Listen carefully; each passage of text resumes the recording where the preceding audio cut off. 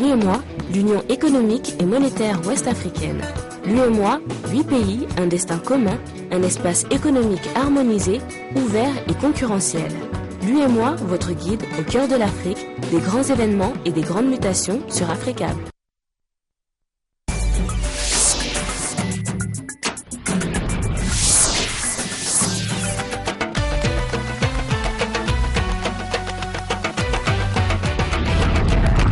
Merci de nous rejoindre sur Africable Télévision. Bienvenue dans Afrique Soir, les titres de ce journal. À l'occasion du dimanche de Pâques, le pape François a livré sa première bénédiction place Saint-Pierre à Rome. Il a annoncé un grand appel à la paix. Il a parlé également de l'Afrique et de la Corée du Nord, entre autres, dans sa bénédiction, en présence de 250 000 fidèles. Nous irons en Égypte pour évoquer la libération sous caution de l'humoriste et animateur de télévision Bassem Youssef. Il était accusé d'insulte à l'islam et au chef de l'État. Ils sont toujours là au feu tricolore, prêts à nettoyer votre pare-brise, un phénomène fréquent dans la capitale malienne.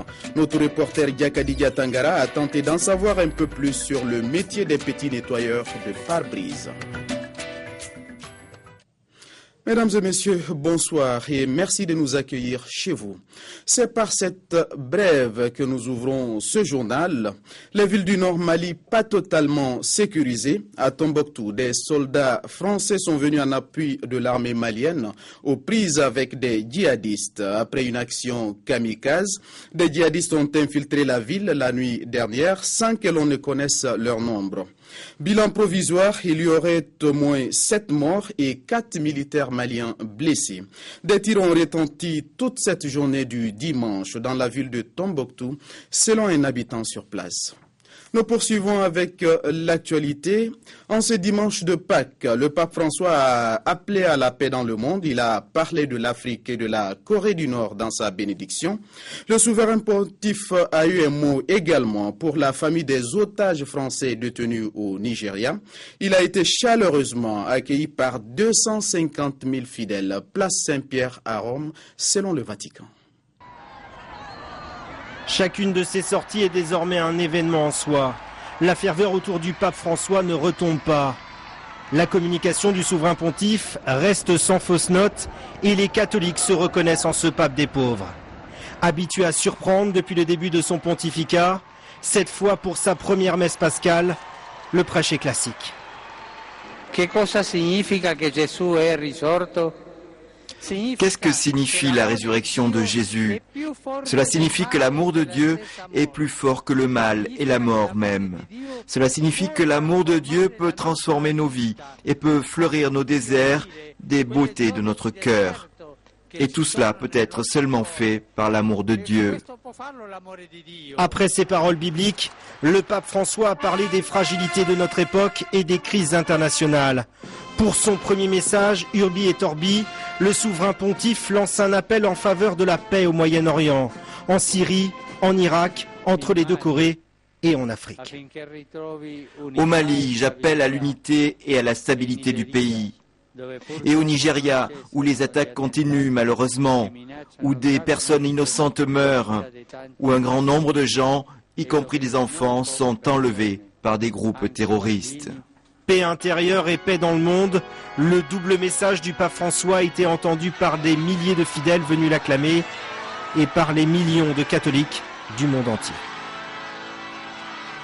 Même sujet, autre décor. Ce fut un dimanche un peu particulier à Soweto, ce bidonville dans la banlieue de Johannesburg. Les Sud-Africains ont prié pour le rétablissement de Nelson Mandela, hospitalisé pour une pneumonie. Des prières pour soutenir l'icône du pays dont la dernière apparition remonte à 2010 lors de la Coupe du Monde. En ce jour de Pâques, les Sud-Africains, pour la plupart chrétiens, ont été nombreux à se rendre à la messe afin de prier pour Nelson Mandela. À l'église Regina Mundi de Soweto, là où réside l'ancien président sud-africain, les fidèles ont une pensée particulière pour lui. Nous prions pour que la main de Dieu soit sur lui, qu'il sache que Dieu est près de lui tout le temps. À Regina Mundi, comme toujours, on a prié pour lui. Que Dieu le bénisse.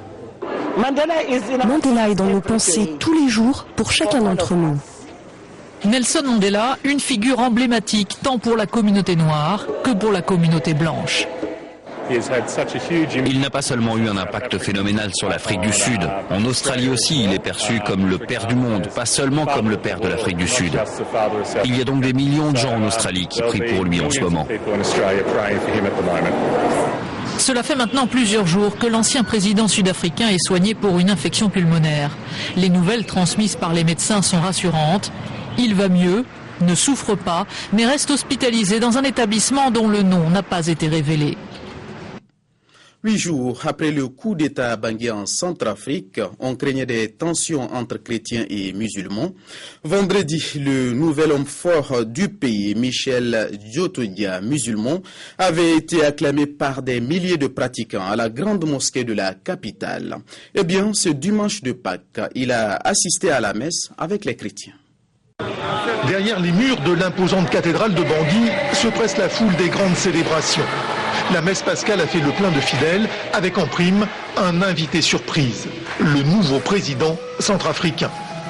Une semaine après la prise de la capitale par la rébellion Séléka, l'angoisse est palpable et la prière bienvenue. Face au nouvel homme fort, l'homélie s'est transformée en un véritable réquisitoire.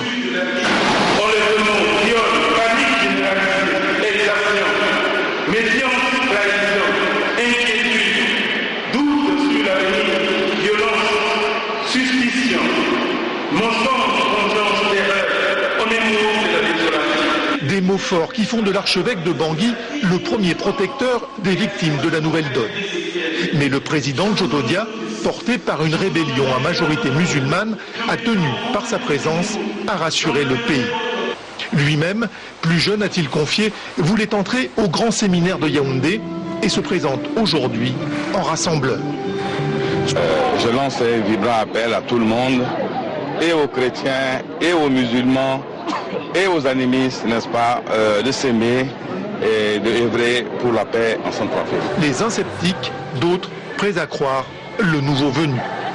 On veut bien que Djotodia soit notre président, mais par rapport au pillage, ça fait mal aux Centrafricains.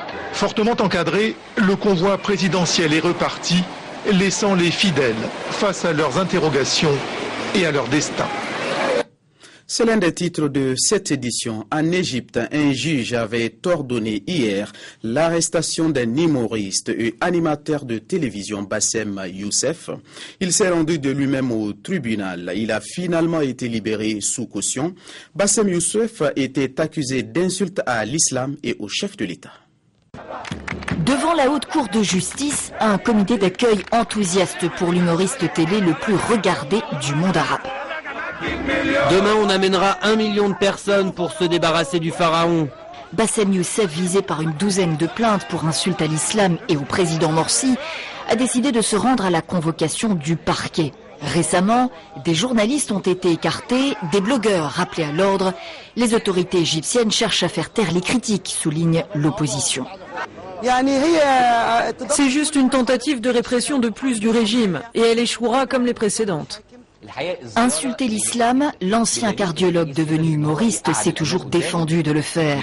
Il se fait un malin plaisir en revanche à s'amuser de ceux qui instrumentalisent la religion à des fins politiques et ne s'interdit donc rien ni personne. Le jeu de main du président fait fureur en Égypte. Ce n'est pas ok d'insulter quelqu'un, mais lui, Bassem Youssef, ne l'a pas fait. Bon, il était un peu fort, et il devrait baisser le ton un peu, mais il est bien apprécié, et il a son style, un style critique. Bassem Youssef parle pour nous, nous ne voulons pas perdre notre voix, ajoute ce jeune. Ce dimanche, l'humoriste a été mis à l'amende et c'est tout, ce n'est sans doute pas la fin de l'histoire. Dans le reste de l'actualité, des milliers de Marocains ont manifesté à Rabat contre la politique sociale du gouvernement Ben Kiran pour les droits et les libertés, à l'appel de 2 syndicats et des partis de gauche. Des membres du mouvement pro-réforme du 20 février étaient également dans le cortège. Les manifestants se sont inquiétés, je cite, d'une régression sociale dans le royaume. L'île Maurice sous le choc, 10 personnes ont péri dans des inondations à Port-Louis après des pluies torrentielles. Il y a eu aussi 4 blessés. Les autorités ont décrété demain lundi jour de deuil national et annoncé qu'il serait férié. La polémique concernant les décisions de la station météorologique de Vocoas qui n'avait émis aucune alerte. Au Sénégal, ils sont plus de 1600 soldats à intégrer les rangs de l'armée nationale. La cérémonie de présentation du drapeau au contingent 2013 s'est tenue en présence du commandant de la zone militaire numéro 2.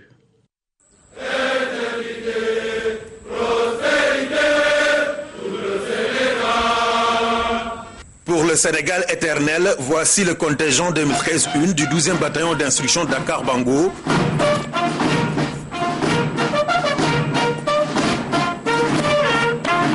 « 1166 soldats, dont 60 filles, imbus de valeurs patriotiques, ils ont choisi le métier des armes pour servir leur nation. » On a eu des changements, tant sur le côté moral, physique et intellectuel. C'est-à-dire on est devenus des autres personnes et pour ça nous pouvons dire que nous avons beaucoup de satisfaction. J'ai choisi d'intégrer l'armée pour servir premièrement mon pays et ensuite aider mes parents. Après une formation spécialisée de 4 mois, ces jeunes soldats affichent une fière allure, fierté d'autant plus grande qu'ils découvrent la symbolique du drapeau national.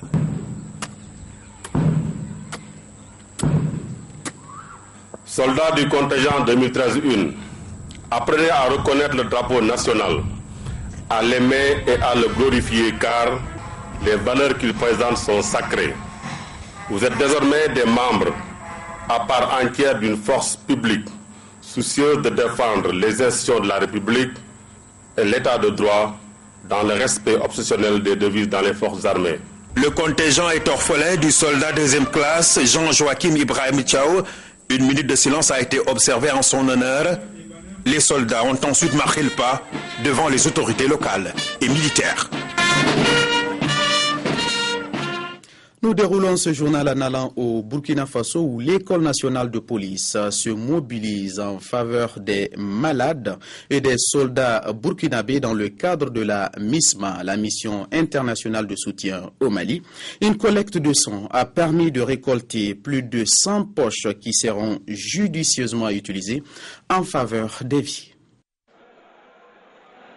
La mobilisation du matin du 18 mars 2013 dénote de l'engagement de ces policiers à donner de leur sang pour sauver des vies. L'opération est organisée par l'association Action Solidarité Ouest-Africaine et plus d'une centaine de poches de sang ont été collectées. À travers cette opération, l'association entend contribuer au renforcement de la solidarité au sein de la population burkinabé, mais aussi à l'intégration sous-régionale en soutenant les pays frères tels que le Mali, qui est en situation de crise. Un acte noble et un acte patriotique du fait que la police nationale, les élèves de la police nationale se mobilisent pour donner du sang à ceux qui en ont besoin et dans l'esprit aussi de supporter et de soutenir les frères maliens en cette année difficile. La police nationale a répondu présente à cet appel à la solidarité et près de 750 policiers se sont portés volontaires à ce don de sang. Ces derniers ont malheureusement été freinés dans leur élan suite à un manque d'équipement technique de collecte, portant ainsi le nombre de poches de sang à moins de 500 prévus au départ. Pour l'association, ce n'est que partie remise. L'opération est à sa deuxième étape et va s'étendre sur toute l'étendue du territoire national afin que le maximum de poches de sang puisse être mis à la disposition des personnes qui sont dans le besoin. Cet élément de société avant de refermer ces journaux. Ils sont toujours là, au feu tricolore, prêts à nettoyer votre pare-brise. Ce phénomène est devenu fréquent depuis un certain temps à Bamako, la capitale malienne. Notre reporter Diakadi Diatangara a tenté d'en savoir un peu plus sur le métier des petits nettoyeurs de pare-brise. Nous sommes ici au rond-point du boulevard de l'Indépendance de Bamako. Les feux sont au rouge, un moment propice pour les jeunes enfants. Munis d'un chiffon, d'un bidon d'eau et d'une raclette, ils guettent sans relâche les véhicules pour nettoyer leur pare-brise. Ces enfants passent toute la journée à se faufiler entre les voitures. Le spectacle est quotidien et très rythmé. Dès l'arrêt d'une voiture quelconque au feu tricolore, sans l'autorisation du conducteur, les jeunes nettoyeurs de pare-brise giclent un peu d'eau savonneuse sur la vitre du véhicule, suivi de quelques mouvements de raclette et le pare-brise est propre. Le conducteur indulgent glisse parfois une petite pièce en guise de récompense. J'ai été chassé de l'école parce que je n'ai pas payé les coopératives. Je nettoie les pare-brises des voitures pour avoir un peu d'argent dans le but de contribuer aux dépenses familiales. Cette activité de nettoyeur de pare-brise, tant convoitée par les enfants, s'avère très dangereuse et pénible, car ces enfants qui cherchent leur pain au quotidien ne sont pas hors de danger. Apparemment, la faute c'est aux parents, mais également donc les autorités, parce que la vie de ces enfants est en jeu, puisque les véhicules circulent en longueur de journée, il faut filer entre les véhicules pour essuyer donc les pare-brises, pour vendre ceci, cela. Les autorités sont à 50 mètres, les policiers sont là, ils disent rien. Donc franchement, il faut faire quelque chose. Primo, c'est-à-dire qu'il doit y avoir un service d'intégration pour ça, c'est-à-dire un service social. Ces nettoyeurs de pare-brise sont rejoints sur le bitum par d'autres jeunes marchands ambulants, notamment des vendeurs de jouets, de ballons, de DVD et autres gadgets. Je suis élève, mais de temps en temps, je viens ici pour vendre des ballons. L'argent reçu revient à mes parents. Je suis également élève. Comme aujourd'hui, je n'ai pas cours. Je suis venu ici pour vendre les glaces de ma mère, dans le but d'avoir des bénédictions. Pourtant, cette bonne volonté de ces jeunes marchands ambulants peut être préoccupante, car ils vivent dans l'insécurité et peuvent tomber dans le banditisme. Merci Diakadi Diatangara pour ce reportage. Ce dossier sur le métier des petits nettoyeurs de pare-brise me fait à cette édition. Merci à vous de l'avoir suivi et surtout merci de votre fidélité à Africable Télévision. Bonsoir.